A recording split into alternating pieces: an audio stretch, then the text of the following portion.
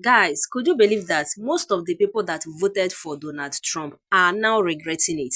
Some of them are even coming on social media to plead with people. I'm sorry that I voted for this man. I don't know that it will be like this. Guys, no be small thing, people that were singing praises of this man, singing, rejoicing while they were voting.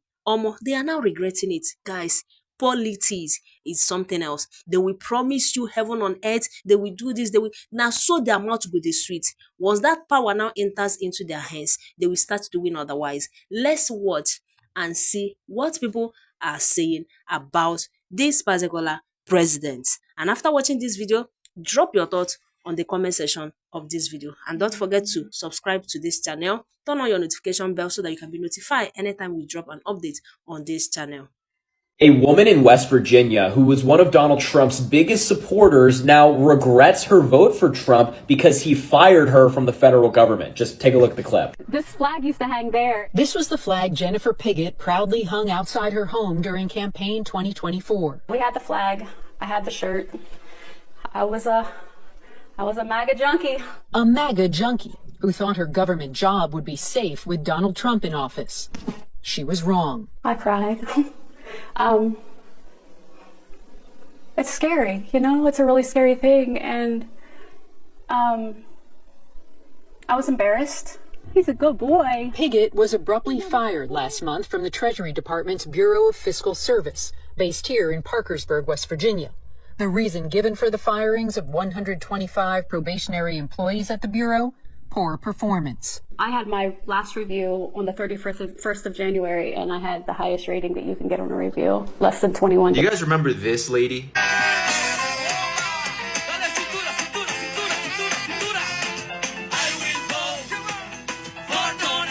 Well, I'm trying not to laugh. This is her now. It's been happening frequently at the 333 Miami Avenue Federal Court building. Janet Correa's husband was detained this week. According to her immigration lawyer, he has already been placed on expedite removal. They voted for Donald Trump. Donald Trump deport. You heard that right, guys. Janet Correa, the famous Trump singing lady, has had her husband detained by ICE. And not only that, but he got put on expedited removal. They want him out of the U.S. They don't want him. But of course, we've been telling them this all along. They don't want you, bro. Also, do you remember the time I went viral because I told people to call ICE on Latinos for Trump and the family members of Latinos for Trump? It looks like it's happening, and I couldn't be happier. You reap what you sow, and I stand by what I say. But anyways, play silly games, get silly prizes. Let me know what you guys think. When will this end is what farmers are saying to Donald Trump as he fires all of their workers and bankrupts the majority of their businesses. We're talking about 7th-generation farm workers no longer having a business or working in this country on a farm anymore. And it is so bad that they are self-unaliving to the point that other farmers are reporting it because they're buying their tractors for half off. They are actively and loudly making videos in a panic, sweating and crying because Trump has ruined their farms. This is because his tariffs are making countries place counter tariffs on America, and it is destroying them the same way as it is destroying everybody else. Only it's a lot more because they specifically rely on these trades and relationships with other countries to buy their crops, because if no one's there to buy them, they no longer have a business. These are people that have voted for Trump 3 times in a row. And while this is their own fault, they are saying Trump has let us down. What are you doing to us? Fix this. Let's take a look at this clip. All of us farmers have officially fucked around, and we have officially found the fuck out now, guys. I am on the verge of bankruptcy. I'm on the verge of fucking tears. Overnight, all of my fucking help fled. My help, out of fear for their safety, their lives, they fucking fled. And now I am left out here standing in my unharvested carrot field. It is January and I'm in Kansas, and this is when carrot harvest goes in fucking Kansas. This field should be full of workers, but all my fucking workers left. And who the fuck do you think is to blame for that? Every single one of them left. Now I have to by myself try to fill that truck with a load of fucking carrots in one day, and I can't do that, guys. I have to get these fucking carrots to market by next week or my contract is fucking terminated. This is $936,000 worth of carrots right here, and I can't fucking pick them by myself. If they're unharvested, I will get kicked out of that contract and I will get sued by the fucking Planters Loves Carrots company for that fucking money. But I have nobody that'll come fucking pick my carrots. Fuck, we are so fucking cooked, farmers. Ah, yes, MAGA. The same people who are happy as long as this happened to everybody else but themselves. We see it happen time and time again to where they don't care about what Trump is doing until it affects their lives personally, and then they want us to all hold hands together and band up against him. We told them this would happen, and they voted for him 3 times in a row. And when you own a farm and the majority of your worker are immigrants, why would you actively vote against yourself for someone who's going to wipe out your entire workforce? Not only do farmers have to pay higher costs for equipment, fertilizer, seeds, and the list goes on, but they have to sell their crops at lower prices, hoping to get some kind of yield with tariffs put in place on both sides. And with these tariffs put in place and horrible trade relationships, China and other big countries that buy crops from the US, such as soybeans, are simply refusing to buy from the US. So let's talk about the farmers who didn't vote for Trump, the ones who knew better and still got caught in the crossfire. Because we should also not forget that Trump gave Argentina $40 billion and promised to buy their beef over American beef, while our farmers struggled here. And this is how it went. Very happy and excited that Trump won. As far as financially, obviously nothing's really changed. We're still under the Biden administration, but I know that it is coming, and this is how it's going. So I admit I regret my vote for Donald Trump. I regret it because I needed these changes sooner. I needed the prices to go down sooner so that I didn't drain out my bank account. Yeah, you regret your vote. And you know what? You're saying that you regret your vote. You're on video here crying your eyes out because you learned the hard way that Donald Trump does not mean lower prices for you. He again stated over and over and over again that he was going to do blanket tariffs. We told you he was going to raise prices. You guys said, no, we don't know what we're talking about. Experts who've studied this for 10 plus years now, they just don't know.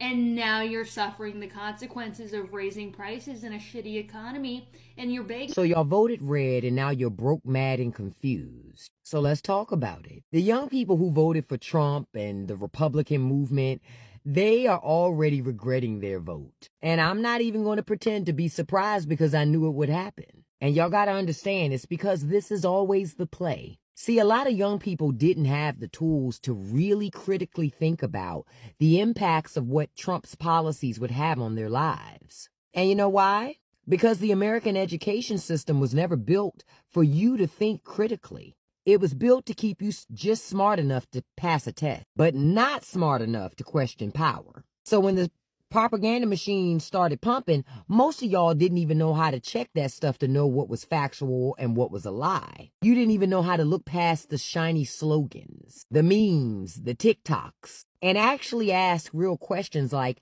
how does this policy impact me, my rent, my student loan, my future? And now here you are, under this Trump-led regime, finding out the hard way that Republicans do not have your back. That same party that you thought was about freedom is deciding the books you can read now, what rights you have, and whether you can even afford to survive. And look, I get it. When you're young, it feels like political policies and government and all that stuff, it feels like it's just background noise. You think it's something for old people to just argue about, but you see, it is not just noise. It's your life, boo. And if you don't take this seriously, the folks who do take this seriously, you know that older generation that's been controlling everything forever, they gonna keep stacking the deck against you. So now my question is, now that you are living under the policies that you voted for, are you ready to wake up yet?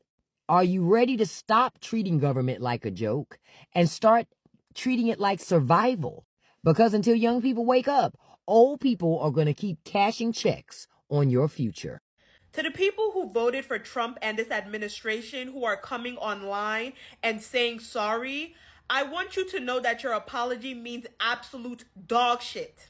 It means nothing because you willingly and knowingly voted for this man.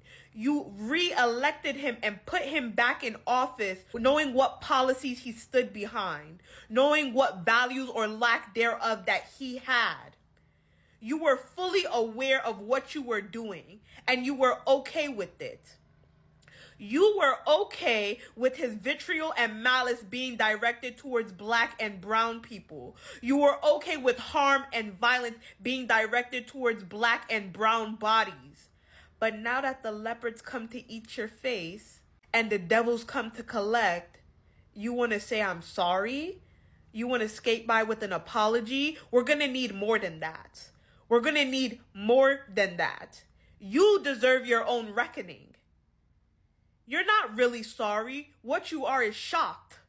What you are is dismayed. You're uncomfortable because you thought you were protected. You thought you were safe, but you've seen white bodies drop. It must be so incredibly jarring for you to see the acts of violence that ICE is committing against white people. When black and brown bodies were going down, you could deny their humanity. It was very easy for you to do. But now that the victims look like you and your loved ones, like your family and friends, it's sending shivers down your spine. You're clutching your pearls because you're supposed to be protected by the system. You could deny the humanity in everyone else and think of any and every excuse in the book when it wasn't someone that looked like you. But now that you're seeing victims that resemble you, victims that could be your brother, your sister, your cousin, your uncle, your mother, whoever, you're unsettled. And so the apologies can come out. And you can say, I'm sorry. I'm sorry is not going to cut it. You wanted this. You voted for this. You chose this. Have any of y'all actually sat down with your thoughts and reflected on your actions? Because of how you voted, you have done such damage to the country that you claim to love. And all of it is rooted in bigotry, racism, prejudice, and overall hatred. You need to reflect on your heart. You need to reflect on your values. Are you really sorry? Or are you just coming to terms with your fear? You're now understanding what fear is.